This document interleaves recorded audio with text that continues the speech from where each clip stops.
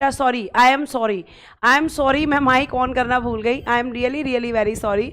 बिल्कुल बिल्कुल, अभी आपको मेरी आवाज़ आ रही होगी। सभी लोगों को मेरी तरफ से गुड इवनिंग। दीपक, अरुण, अंजलि, रोशन, सुमित, मोहित, सविता, श्वेता, राधा, सभी को मेरी तरफ से गुड इवनिंग, गुड इवनिंग। आवाज़ अभी आ गई होगी बच्चों, मैं माइक ऑन करना भूल गई थी। देखिए, अगर मैं आपसे बात करती हूँ तो बेटा आपका टॉपिक चल रहा था जैन धर्म, और जैन धर्म में मैंने आपको 23 तीर्थंकर्स के बारे में बताया था, और आज हमें 24वें जो तीर्थंकर हैं उनके बारे में जानना है, जो कि बहुत ही इंपॉर्टेंट है और जहां से प्रश्न आपके बनते ही बनते हैं।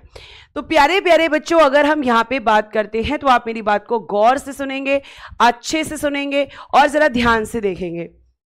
प्यारे बच्चे, अगर हम बात करते हैं तो आपके 24वें तीर्थंकर हैं, उनका नाम है बेटा जी महावीर स्वामी जी। ठीक है, उनका नाम क्या है? 24वें तीर्थंकर जो हैं आपके, आप कहोगे कि मैम उनका नाम है महावीर स्वामी। ठीक है, महावीर स्वामी जी।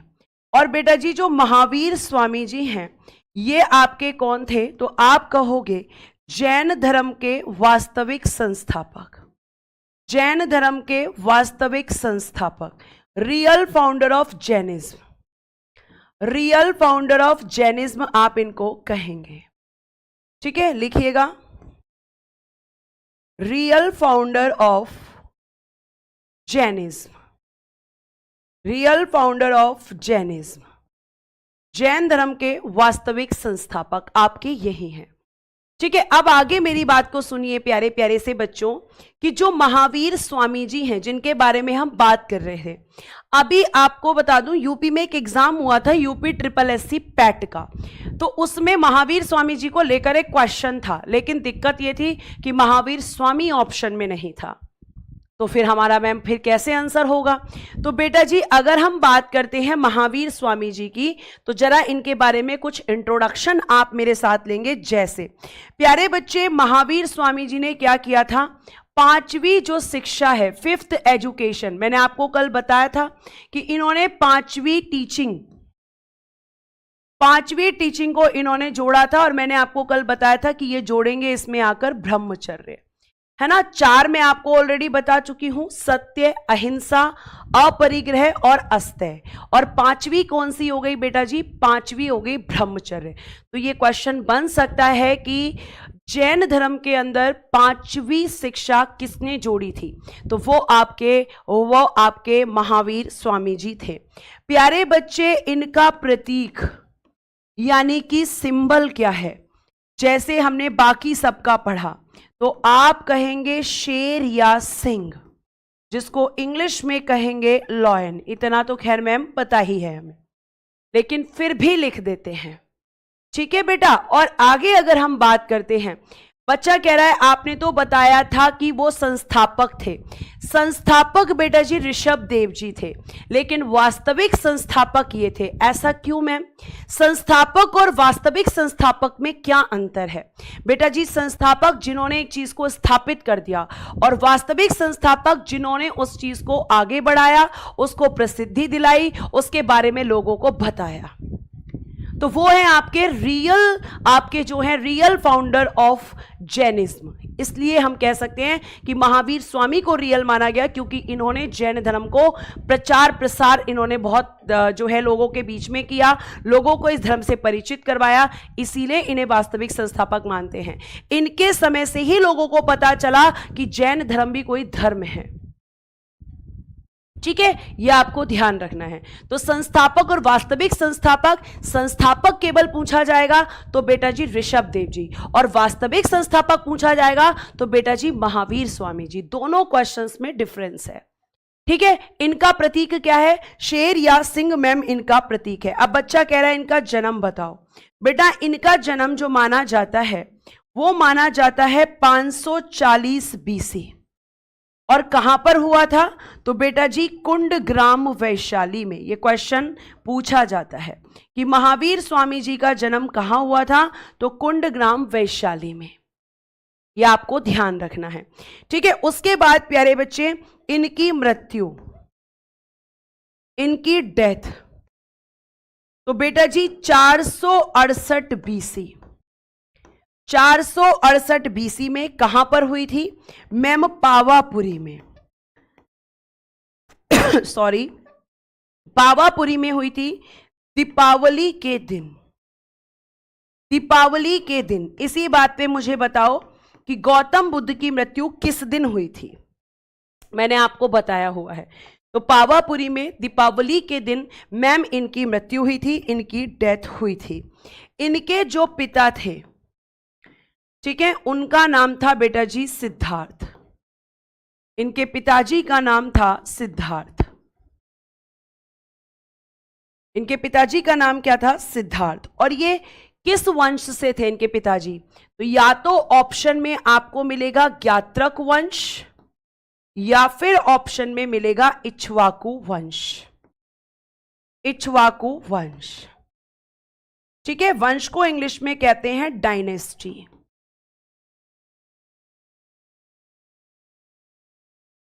बहुत बढ़िया मैम, बुद्ध पूर्णिमा के दिन हुआ था। ठीक है, आगे चलते हैं। आगे बेटा अगर हम फिर से बात करते हैं तो इनकी माता का नाम, माता यानी मदर नेम क्या था इनका? इनकी माता का नाम था बेटा जी त्रिशला। और ये जो त्रिशला हैं ये कौन थी? तो बेटा जी ये लिच्छवी चेटक की बहन थी। लिच्छवी वंश से थी ये, लिच्छवी चेटक की बहन। लिच्छवी वंश का शासक था चेटक, उनकी बहन थी, सिस्टर ऑफ लिच्छवी चेटक। किसकी मां? तो आप कहेंगे कि मैं महावीर स्वामी जी की माता का नाम त्रिशला था और ये लिच्छवी चेटक की बहन थी। महावीर स्वामी जी के बचपन का नाम, ठीक है, और यही यूपी SSC पैट में ऑप्शन में था, चाइल्डहुड नेम। Childhood name. और ये प्यारे बच्चे, इनका चाइल्डहुड नेम था वर्धमान। क्या था इनका चाइल्डहुड नेम? वर्धमान।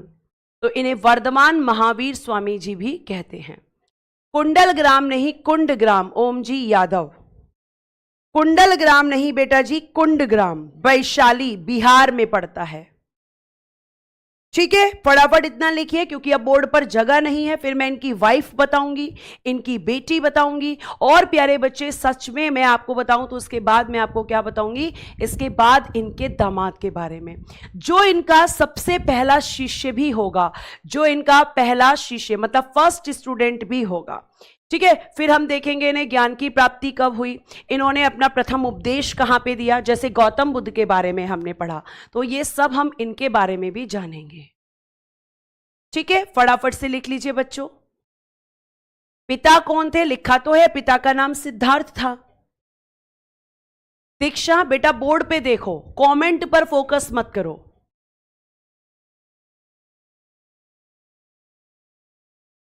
ठीक है, जो बच्चे डेली क्लासेस नहीं करते हैं उनसे रिक्वेस्ट है कि डेली क्लास करें, है ना। अब आप पूछ रहे हो बीसी क्या होता है, मैं एडी और बीसी बहुत पहले बता चुकी हूं, पीछे से क्लासेस देखिए। ठीक है, डन, आगे चलें।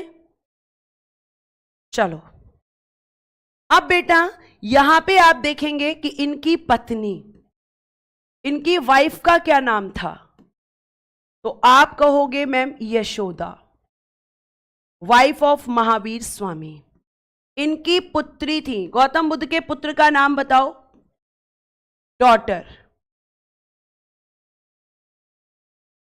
अन्नोजा प्रियदर्शिनी। अन्नोजा प्रियदर्शिनी।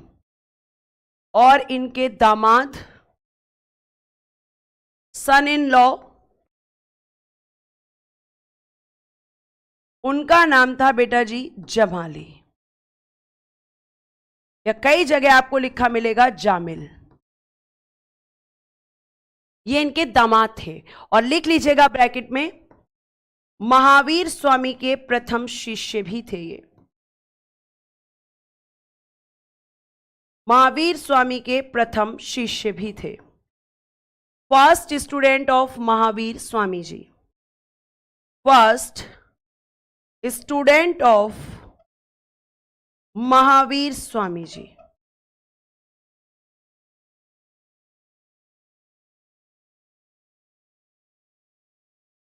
महावीर स्वामी जी। ठीक है, first student of Mahavir Swami ji. ये इनके दामाद भी थे। बहुत बढ़िया मैम। राहुल गौतम बुद्ध के पुत्र का नाम था, इनकी पुत्री थी और उनके पुत्र था। ठीक है, एक मिनट रुक जाना, एक स्पेलिंग, एक मिनट। महावीर स्वामी जी।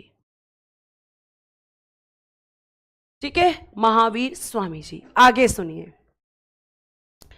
अब बेटा जी आगे सुनिए। अब हम बात करते हैं कि जो आपके महावीर स्वामी जी हैं, इन्होंने गृह त्याग कब किया था, इन्होंने घर कब छोड़ा था?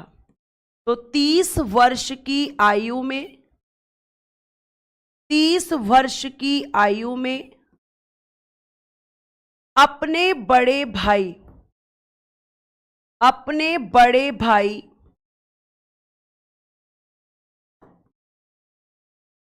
नंदीवर्धन की अनुमति से, नंदीवर्धन की अनुमति से।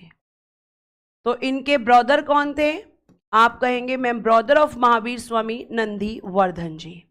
इनसे इन्होंने परमिशन ली और उसके बाद इन्होंने 13 इयर्स में, 30 वर्ष की अवस्था में क्या किया बेटा? अपना घर छोड़ दिया। और क्यों? क्योंकि इनको भी करना था मैम जो है ज्ञान की प्राप्ति, और क्योंकि इन्हें भी ज्ञान की प्राप्ति करनी थी तो ये भी तपस्या करेंगे। गौतम बुद्ध ने घर किस उम्र में छोड़ा था बताइए जल्दी, पीछे का भी रिवीजन करवाती जा रही हूं मैं आपको। ठीक है, तो गृह त्याग कर दिया, घर छोड़ दिया मैम इन्होंने, नंदीवर्धन के अनुमति ली। नंदीवर्धन इनके बड़े भाई थे। ठीक है, अपने भाई से परमिशन लेकर इन्होंने गृह त्याग कर दिया। ठीक है प्यारे बच्चे, आगे देखिए। अब इन्होंने क्या किया? इन्होंने बेटा जी 12 वर्ष तपस्या की, 12 वर्ष, 12 इयर्स तक इन्होंने जो है लगातार तप किया। और उसके बाद में प्यारे बच्चे अगर हम बात करें तो पूछा जाता है कि स्थान कौन सा था। पहले तो लिखो स्थान, किस प्लेस पर, स्थान कौन सा था, वृक्ष कौन सा था, और मैम नदी कौन सी थी जहां पर इन्होंने ये तपस्या की थी। तो बेटा जी स्थान की अगर मैं बात करती हूं तो जाम्बिक ग्राम, जाम्बिक ग्राम। वृक्ष कौन सा था मैम? साल वृक्ष था। और गौतम बुद्ध जी ने पीपल वृक्ष के नीचे, बहुत बढ़िया मैम, 29 वर्ष की आयु में। और नदी कौन सी थी? बच्चा लिख रहा है कि मैम नदी का नाम था ऋजुपालिका नदी, ऋजुपालिका नदी। और गौतम बुद्ध जी ने मैम फाल्गु या निरंजना नदी। ठीक है, ये आपको ध्यान रखना है। हाँ आनंद बेटा, क्लास का टाइम काफी दिन से चेंज हो गया है। ठीक है, इससे पहले आपकी काफी दिन ज्योग्राफी चली थी और ज्योग्राफी चलते चलते ही टाइम चेंज हो गया था। एक मिनट, ये है। अब बात करते हैं कि ज्ञान प्राप्ति के बाद ये क्या कहलाए। लिखिएगा, ज्ञान प्राप्ति के बाद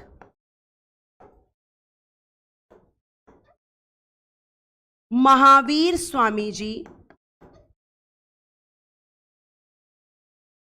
केवलिन, अभी मैं सबका मीनिंग भी बताऊंगी बेटा, एक एक वर्ड का मीनिंग बताऊंगी आपको क्या कहलाए। पहला वर्ड लिखेंगे केवलिन, दूसरा लिखेंगे जिन, और तीसरा लिखेंगे निग्रंथ। अब आपको इनका मीनिंग समझाती हूं। देखो, केवलिन, केवल्य, केवलिन किसको कहा गया है? मैम महावीर स्वामी जी के या जैन धर्म की हम बात करते हैं तो इसमें केवल्य का अर्थ है जिसको ज्ञान की प्राप्ति हो जाए। केवल्य का मतलब क्या है बेटा? यहां पर ज्ञान। और ज्ञान किस चीज का? कि हम जो है मैम साधारण मार्ग पर चलते हुए मोक्ष की प्राप्ति कैसे कर सकते हैं। लेकिन महावीर स्वामी जी कहते हैं कि मोक्ष की प्राप्ति कठिन मार्ग पर चलकर होती है, लेकिन बुद्ध कहते हैं कि मध्यम मार्ग से ही हो जाता है। तो केवलिन जो कहलाए, केवल्य किसकी बात है यहां पर बेटा जी? ज्ञान की।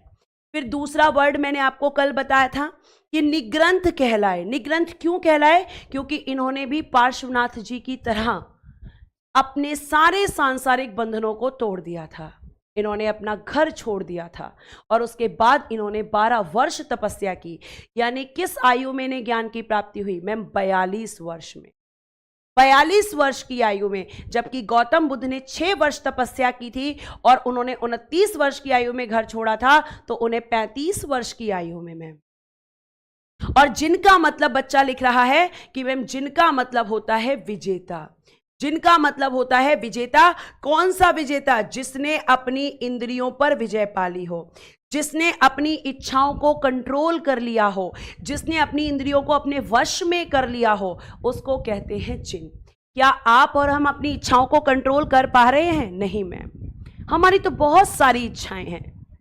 हमें नौकरी लेनी है, फिर घर लेना है, फिर गाड़ी लेनी है, शादी भी करनी है, बच्चे भी, तो हमारी तो बहुत सारी इच्छाएं हैं। लेकिन इन्होंने अपनी सभी इच्छाओं को जो है कंट्रोल किया और अपनी इंद्रियों को अपने वश में कर लिया। ठीक है। और निग्रंथ कहलाए मतलब सांसारिक बंधनों से मैम मुक्त हो गए। और केवल्य मतलब मैम इन्होंने ज्ञान प्राप्त कर लिया। तो ये आपको ध्यान रखना है, ये ज्ञान प्राप्ति के बाद ये सारे नाम इनको दिए गए थे। लिखिए फटाफट, लिखिए फटाफट। अब बात करते हैं, जैसे गौतम बुद्ध ने अपना पहला उपदेश दिया था, तो इन्होंने कहां कब दिया था?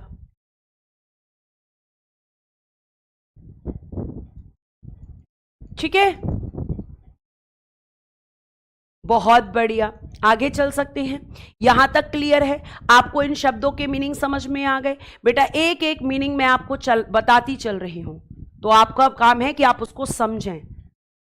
ठीक है, आगे चल सकते हैं। केवलिन का मतलब होता है जिसने ज्ञान की प्राप्ति कर ली। अवनीश अभी तो बताया, केवल्य मतलब ज्ञान, और ज्ञान को प्राप्त करने वाला केवलिन। ठीक है,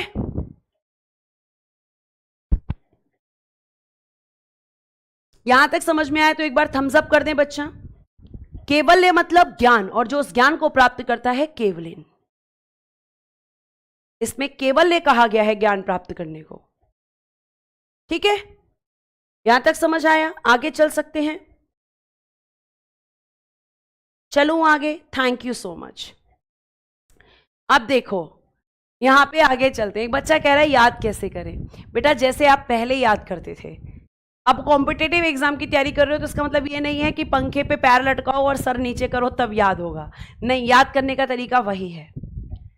आपको पहले चैप्टर को पढ़ना होगा, उससे रिलेटेड क्वेश्चंस लगाने होंगे और उससे आपको पता चलेगा कि आप कितना यहां पे चीजों को पढ़ पा रहे हैं। निग्रंथ का मतलब होता है बेटा जी सांसारिक बंधनों से मुक्त हो जाना। कल भी मैंने ये बताया था। इसका मतलब आप रेगुलर क्लासेस नहीं करते हो। ठीक है, कल भी बताया और आज भी बताया है, और या तो आपका फोकस नहीं रहता है क्लास में। अब बेटा जी जब इन्हें ज्ञान की प्राप्ति हुई तो इन्होंने दिया अपना पहला उपदेश, और ये इन्होंने कहां दिया था मैम? इन्होंने दिया था राजगृह में। राजगृह, ठीक है। और इन्होंने किस भाषा में दिया था? मतलब इस जो ज्ञान की भाषा थी, तो बेटा जी इन्होंने अपना जो ये पहला ज्ञान दिया था वो अर्धमागधी भाषा में दिया था। अर्धमागधी भाषा में, बाद में यही लिख लेना। बाद में इन्होंने अपने उपदेश प्राकृत भाषा में दिए। बाद में इन्होंने अपने उपदेश प्राकृत भाषा में दिए थे, लेकिन पहला उपदेश इन्होंने अर्धमागधी भाषा में राजगृह में दिया था। बेटा जी ये आप बहुत अच्छे से ध्यान में रखेंगे।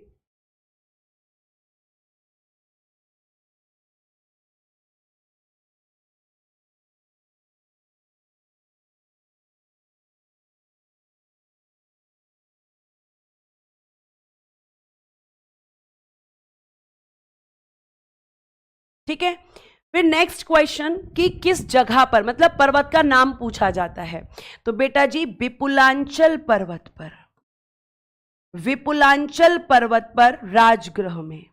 पर्वत का नाम भी आप लिख लेना, ये क्वेश्चन भी बनता है कि किस पर्वत पर दिया था, तो विपुलांचल पर्वत पर या विपुलांचल पहाड़ी पर दिया था।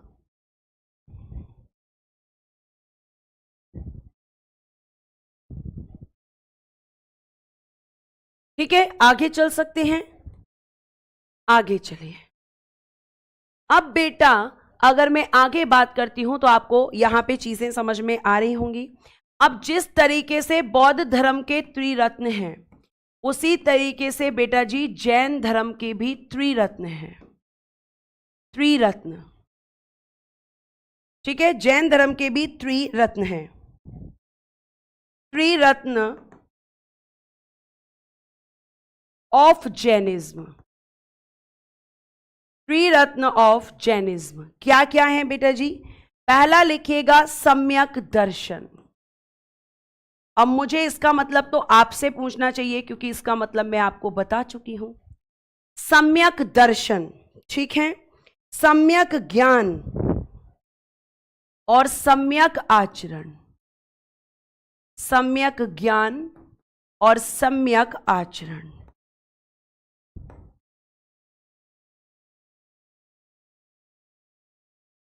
राइट दर्शन, सम्यक ज्ञान, राइट नॉलेज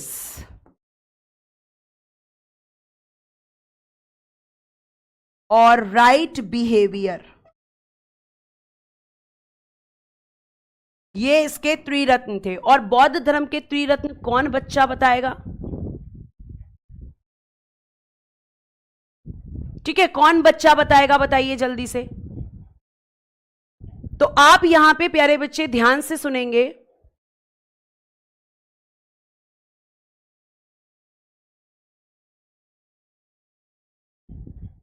कि जो त्रिरत्न है बौद्ध धर्म में वो क्या क्या थे। देखो, सम्यक का मतलब क्या होता है? सही। दर्शन मतलब कि अगर भाई आपसे कोई मिले तो उसको खुशी होनी चाहिए, ये नहीं कि भाई वो आपसे मिल रहा है तो उसको मतलब बहुत दुख हो रहा है कि वो आपसे क्यों मिला। आपका जो नॉलेज है, आपकी जो ज्ञान है वो सही होना चाहिए, मतलब ज्ञान का प्रयोग आप सही चीजों में करो, गलत चीजों में नहीं। क्योंकि जब भी आप ज्ञान का दुरुपयोग करोगे, मिसयूज करोगे, तो वो आपके दुख का कारण बनेगा। जैसे आपने देखा होगा साइबर क्राइम्स होते हैं। अब साइबर क्राइम जो होते हैं वो कौन करते हैं? जो साइबर को कोर्स करते हैं। अब उनको सिखाया तो अच्छे के लिए जाता है। बहुत बढ़िया, बौद्ध धम्म और संघ, वेरी गुड प्यारे बच्चे। ठीक है, और उसके बाद में प्यारे बच्चे सम्यक आचरण। आचरण मतलब बिहेवियर, आपको अपना आचरण अच्छा रखना चाहिए, किसी के साथ मिसबिहेव नहीं करना चाहिए। आप करोगे, पहले तो आप कर दोगे, उसके बाद आपको दुख होगा। जो बच्चे कह रहे हैं अभिधम्म पिटक, सुत्त पिटक, विनय पिटक, वो त्रिरत्न नहीं है, वो त्रिपिटक हैं। मैंने त्रिरत्न पूछे हैं, बौद्ध धम्म और संघ त्रिरत्न हैं।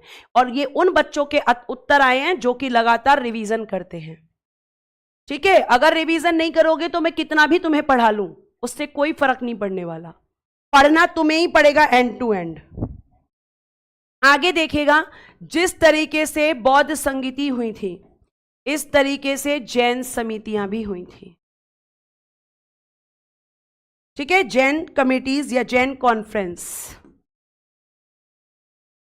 जैन कॉन्फ्रेंस। और यहां पर जैन धर्म के बारे में चर्चा की गई थी। कहां कहां हुई थी, ध्यान से।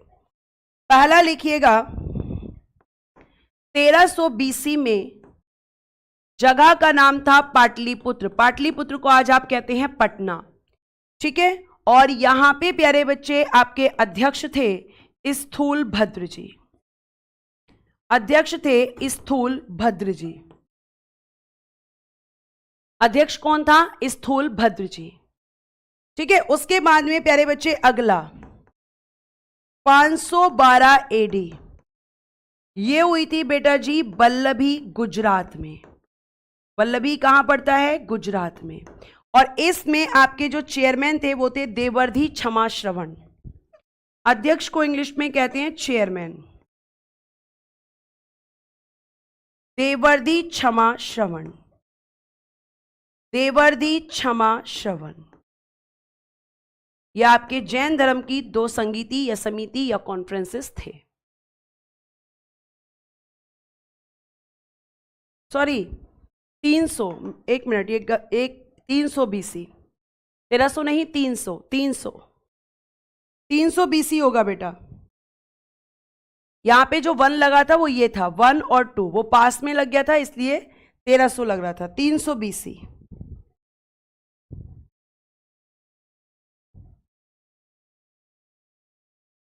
अब एक क्वेश्चन पूछा जाता है कि महावीर स्वामी जी के द्वारा जो उपदेश दिए गए थे, तो वो जो उपदेश उस समय पर दिए गए थे वो आज के समय पर कहां रखे हैं एज इट इज, मतलब उसी फॉर्म में कहां पर रखे हुए हैं।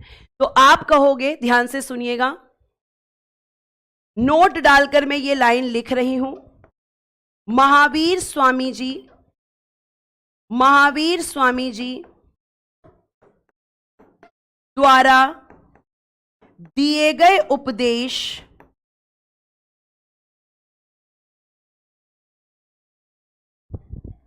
जिस रूप में उन्होंने दिए थे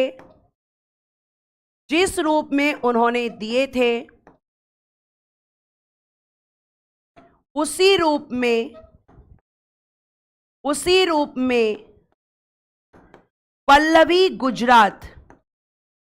पल्लवी में रखे हैं। तो कहां पर मिलेंगे इनके ओरिजिनल जो उपदेश हैं, वो पल्लवी गुजरात में रखे हैं।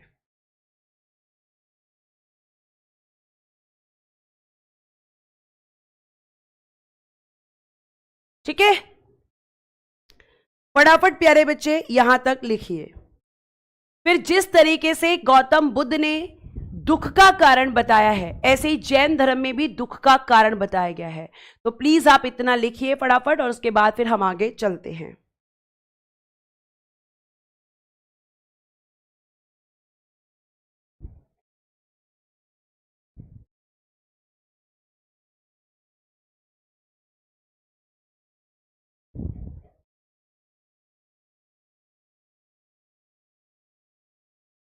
आकाश, ये काम आपका है बेटा, हर काम टीचर नहीं करेगा, कुछ काम आपको भी करने हैं, और अगर आप ऐसा करेंगे तो आपका रिवीजन भी बहुत अच्छा होगा।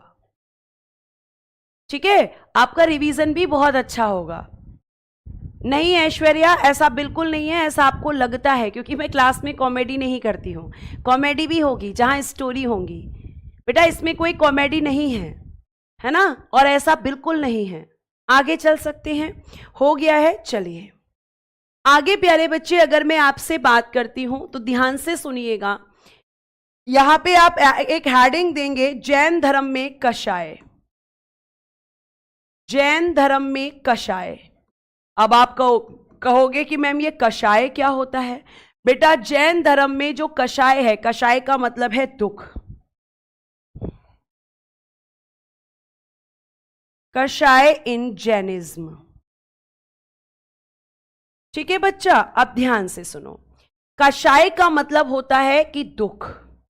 इसका अर्थ क्या है? मीनिंग ऑफ कषाय में, मीनिंग ऑफ कषाय का मतलब है दुख। मतलब जैन धर्म आपको यह बता रहा है कि आपके जीवन में दुख किस कारण से आता है, किस कारण से। तो प्यारे प्यारे से बच्चों ध्यान से सुनना। इन्होंने कहा कि जब आप क्रोध करते हो, जब आप गुस्सा करते हो, तो यह आपके दुख का कारण है। दूसरा इन्होंने कहा माया। माया यहां पे कोई लड़की नहीं है बच्चा, माया का मतलब है यहां पे धन से। और तीसरा मैम हमारा मान, यानी कि वैल्यू। अब मैं आपको समझाती हूं कैसे। देखो इन्होंने कहा कि जब हम गुस्सा करते हैं तो हम बहुत कुछ बोल देते हैं, हमें खुद को सेंस नहीं रहता गुस्से में कि हम किसको क्या बोल रहे हैं। अब उस टाइम तो हमने बोल दिया, लेकिन उसके बाद में अगर हम ऐसे व्यक्ति हैं जो अपने व्यक्तित्व को लेकर सोचते हैं, अपने बोले हुए शब्दों को लेकर सोचते हैं, तो हमें दुख होता है कि हमने इस चीज को क्यों बोला। ठीक है, उसके बाद में फिर आता है माया। माया का मतलब है यहां पैसे से, धन से।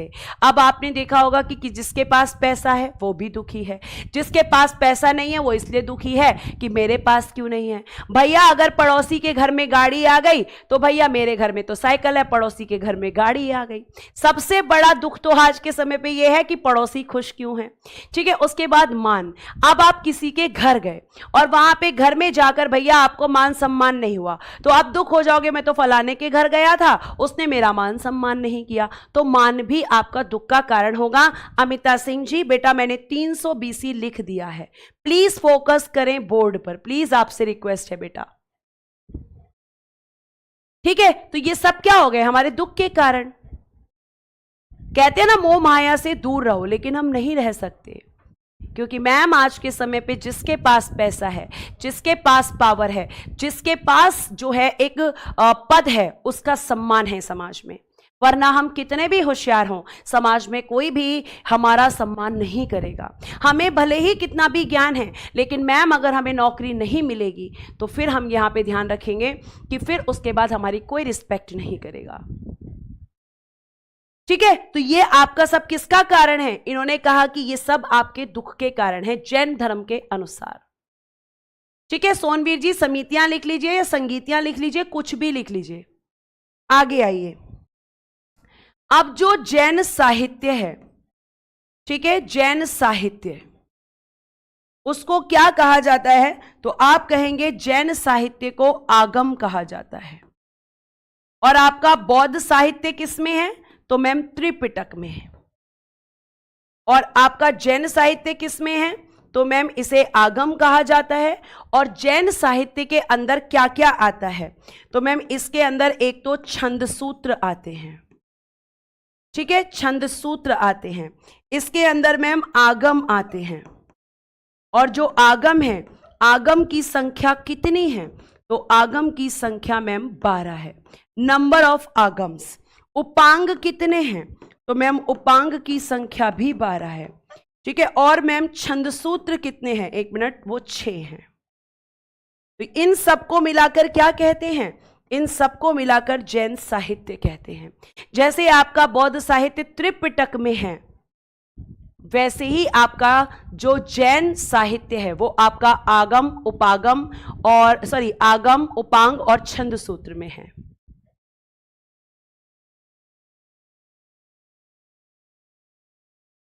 ठीक है,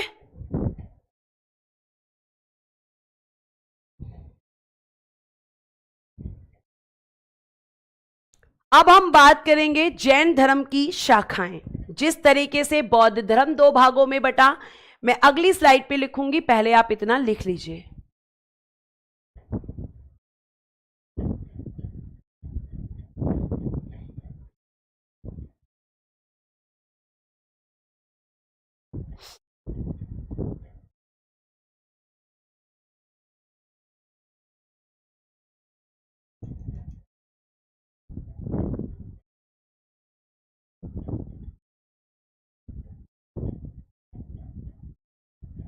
आगे चलें बच्चों, आगे देखो।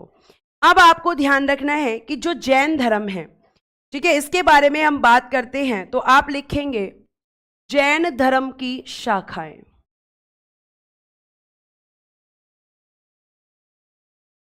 जैन धर्म की शाखाएं। ठीक है, लिखिएगा ब्रांचेस ऑफ जैनिज्म।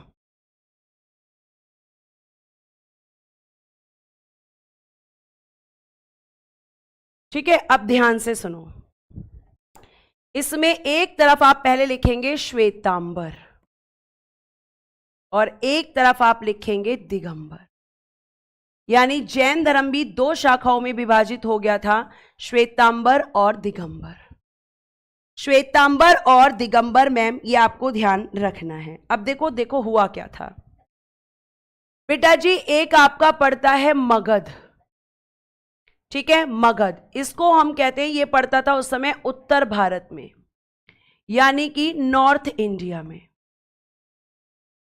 और बेटा जी यहां पे क्या हुआ? मगध में पड़ा 12 वर्षों का अकाल।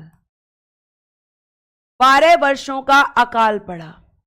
अकाल पड़ा तो खाना पीना ये सब क्या हो गया? दुश्वार हो गया। और जब ये अकाल पड़ा तो बेटा जी जो आपके एक व्यक्ति हैं स्थूल भद्र, नहीं सॉरी भद्रबाहु, भद्रबाहु, इन्होंने क्या किया? ये अपने अनुयायियों के साथ, जो इनको फॉलो करते थे, अनुयायी कौन होते हैं बेटा जी? अनुयायियों के साथ, अनुयायी मतलब फॉलोवर्स, ये अपने अनुयायियों के साथ श्रवण बेल गोला, श्रवण बेल गोला, ये आपने मेरे मुंह से पहले भी सुना है, कर्नाटक, दक्षिण भारत चले गए। दक्षिण भारत यानी कि साउथ इंडिया में आ गए। दक्षिण भारत यानी कि मैम साउथ इंडिया, दक्षिण भारत चले गए। ठीक है, दक्षिण भारत चले गए। और बेटा जी फिर क्या हुआ, जब ये दक्षिण भारत चले गए तो जो आपके श्वेतांबर जी हैं इन्होंने अपने फॉलोवर्स बना लिए। और क्या हुआ, 12 वर्षों के बाद, 12 वर्षों के बाद मगध वापस आए। मगध वापस आए। अब ये वापस तो आ गए, लेकिन जो श्वेतांबर जी, जो श्वेतांबर हैं, इस श्वेतांबर का मतलब होता है कि यहां पे इसको मानने वाले जो थे उनका नाम था स्थूलभद्र। और उनका कहना था कि जैन वही होंगे जो श्वेत वस्त्र को धारण करेंगे। तो ये क्या करते थे मैम, ये सफेद वस्त्र पहनने वाले। इन्होंने कहा जो श्वेत वस्त्र धारण करेगा वही मेरे फॉलोवर्स होंगे। और ये बेटा जी उत्तर भारत में ही रहे, ये उत्तर भारत में ही रहे। लेकिन जब यहां पे ये वापस आए, जब अकाल समाप्त हो गया, ठीक है, लगभग आप ये ध्यान रखना कि 12 वर्षों में अगर आपसे पूछा जाए तो आप लिखोगे लगभग इतने वर्षों का पड़ा था, अप्रोक्सीमेटली इतने वर्षों का अकाल पड़ा। अब ये तो कर्नाटक चले गए और ये उत्तर भारत में रहे, तो इन्होंने अपनी विचारधाराएं अलग कर ली। जब ये वापस आए तो भद्रबाहु जी और स्थूल भद्र जी में जैन धर्म को लेकर झगड़ा हुआ। वो कहने लगे, दिगंबर संप्रदाय को जिन्होंने अपना समर्थन दिया उनका नाम क्या है, भद्रबाहु जी। भद्रबाहु जी ने कहा कि भैया जो नग्न अवस्था में रहेंगे, जो नग्न अवस्था में रहेंगे वही क्या कहलाएंगे, जैनिज्म। और ये कहां चले गए, दक्षिण भारत। ये दक्षिण भारत चले गए। तो इस तरीके से भद्रबाहु और स्थूल भद्र के विचार यहां पे परिवर्तित हुए और जैन धर्म दो भागों में बट गया, श्वेतांबर और दिगंबर। ठीक है, ये आपका यहां पे पूरी कहानी थी कि किस तरीके से जैन धर्म दो भागों में विभाजित हो गया था। तो बेटा जी विचारों के कारण, घर में भी जब विचार नहीं मिलते बंटवारा होता है, हस्बैंड वाइफ के विचार नहीं मिलते तो बेटा जी डाइवोर्स होता है, माता पिता से बच्चों के विचार नहीं मिलते तो माता पिता से बच्चे दूर हो जाते हैं, उनके खिलाफ चले जाते हैं। तो सारा गेम किसका है, विचारों का। लिखिए फटाफट, और यहां तक अगर कोई क्वेश्चन है तो आप पूछ सकते हैं।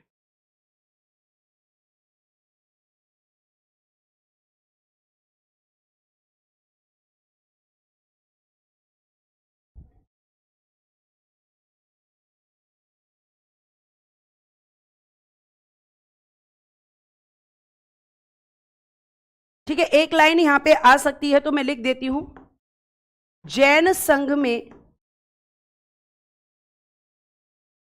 11 गणधर थे। पहले लिखिए फिर मैं समझाती हूं। जैन संघ में 11 गणधर थे।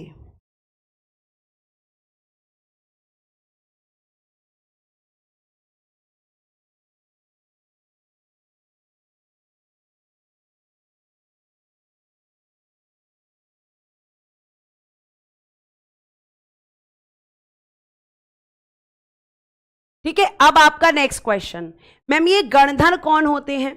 तो आपने तीर्थंकर सुने, तो तीर्थंकर्स के जो सबसे प्रिय शिष्य होते थे उनको ही गणधर कहते थे।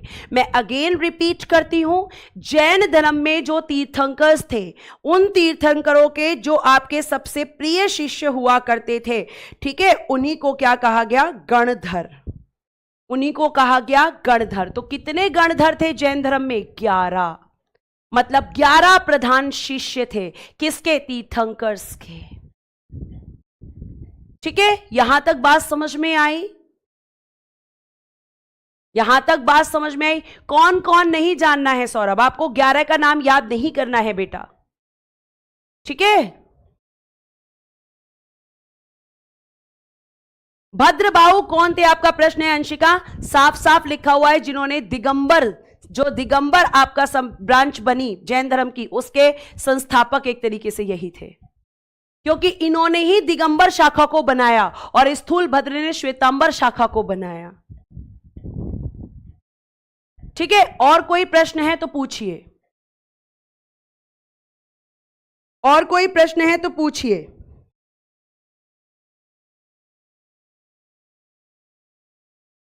नहीं तो फिर आगे बढ़ती हूं मैं।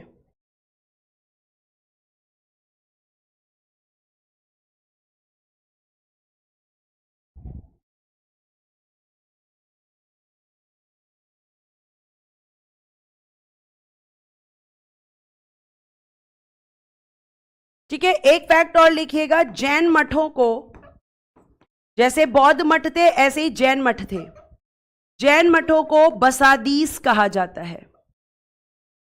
क्वेश्चन सीधा सीधा पूछा जाता है कि जैन मठों को क्या कहा जाता है, तो जैन मठों को बसादीस कहते हैं।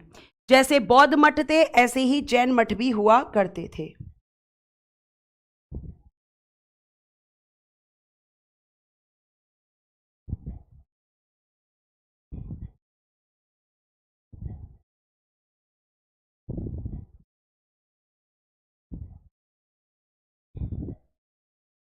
बात समझ में आ गई?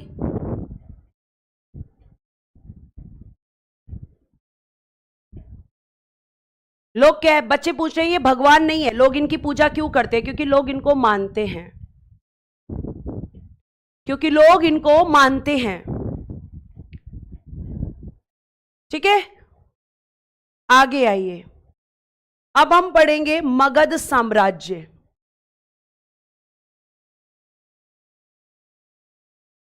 Magadh empire, Magadha empire. ये रुको हाँ, हेडिंग डालो, महाजनपद पढ़ो पहले, महाजनपद।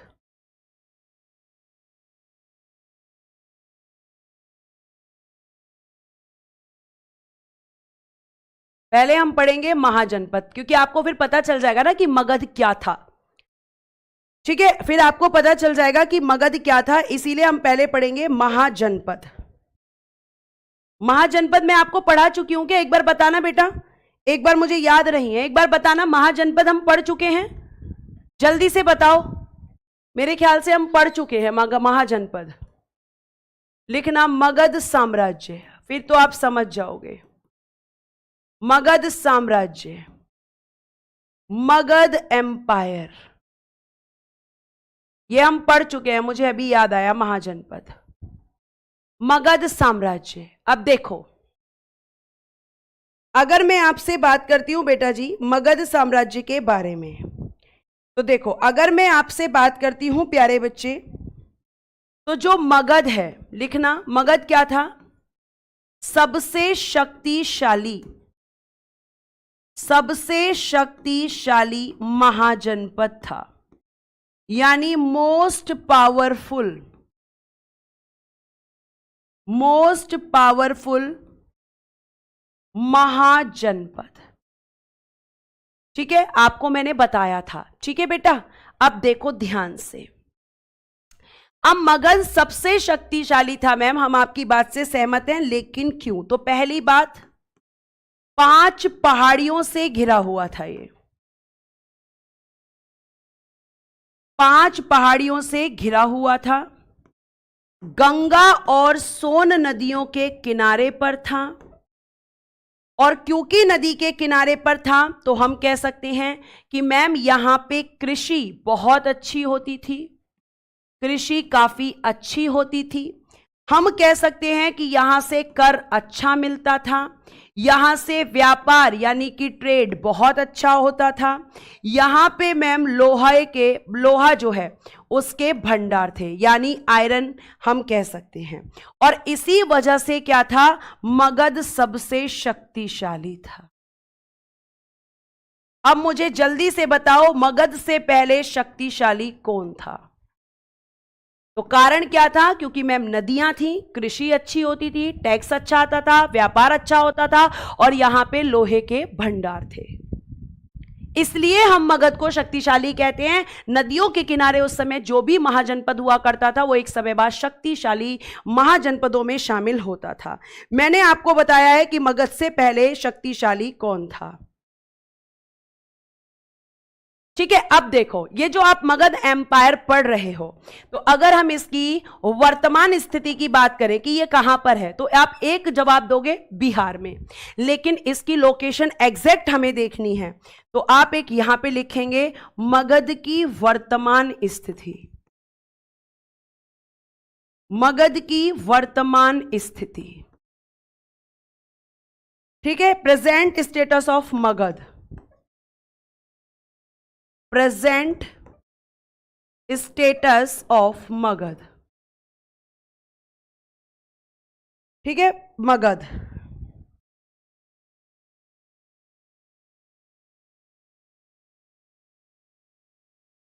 क्या स्टेटस है इसका, कहां पर है एग्जैक्टली? पूर्वी उत्तर प्रदेश,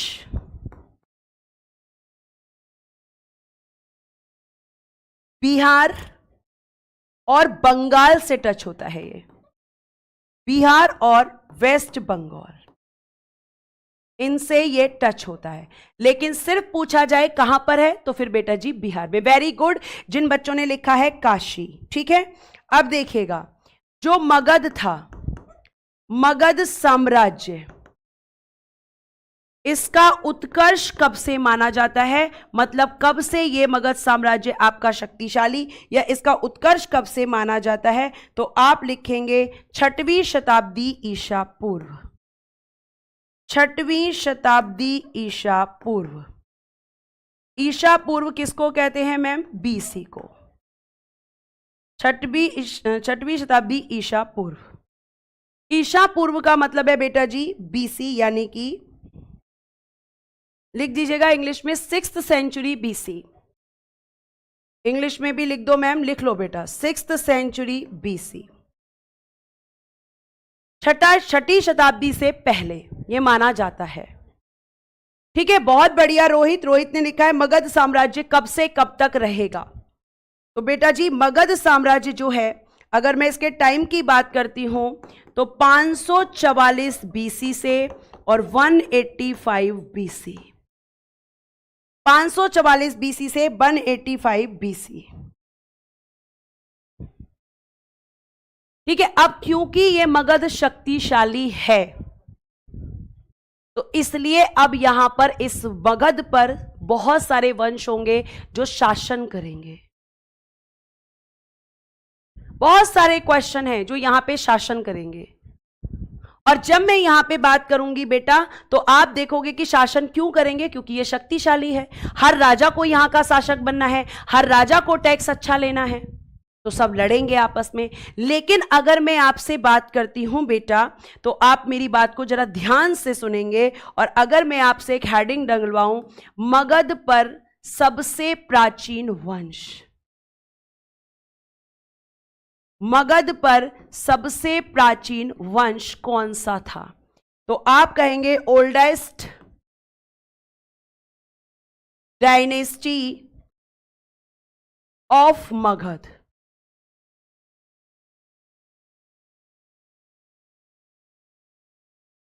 लिखिएगा बृहद्रथ वंश, लिखिएगा फर्स्ट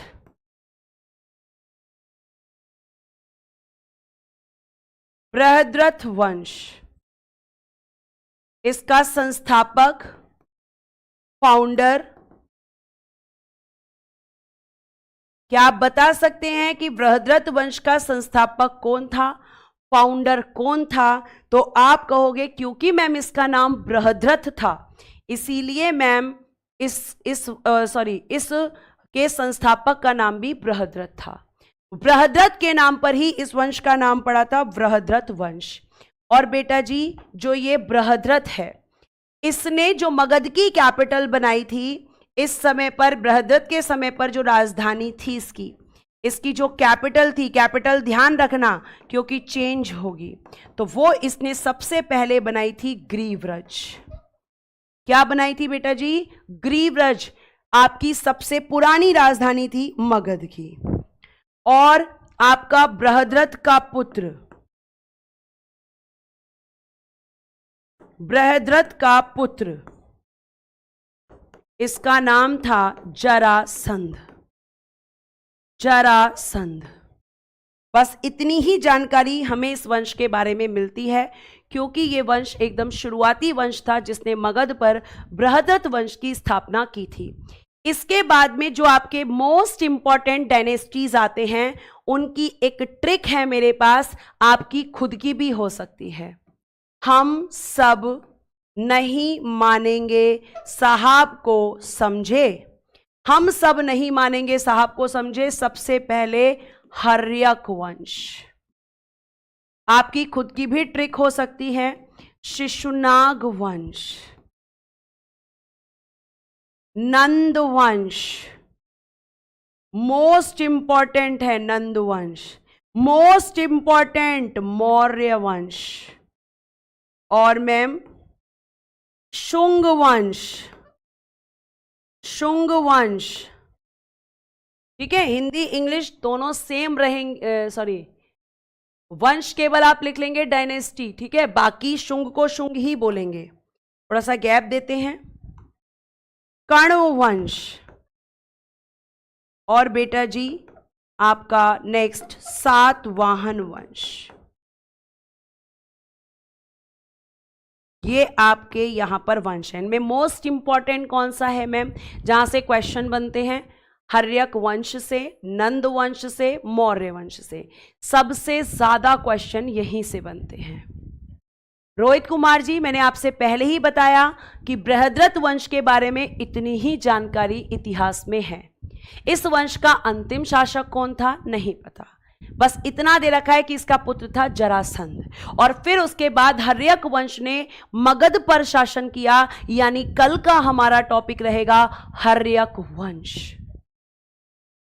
तो कल का आप टॉपिक डाल देना हर्यक डायनेस्टी, जिसका संस्थापक रहेगा बिंबिसार, और बिंबिसार किस तरीके से हर्यक वंश का विस्तार करता है वो भी मैं आपको बताऊंगी। तो आज हम अपनी क्लास को यहीं पर विराम देंगे। कल हम मिलेंगे सेम टाइम पर और हर्यक डायनेस्टी के साथ। और बेटा जी अब मैं धीरे धीरे थोड़ा सा पीडीएफ का यूज़ करना शुरू करूंगी, क्योंकि आप भी जानते हैं कि समय कम है और हमें पढ़ना चीज़ें ज़्यादा हैं। ठीक है, ये आप ध्यान रखेंगे। आज के लिए आपका बहुत बहुत बहुत धन्यवाद। Thank you so much. Bye bye, take care and good night everyone. जय हिंद, जय भारत। हंसते रहें, मुस्कुराते रहें और हमेशा खुश रहें।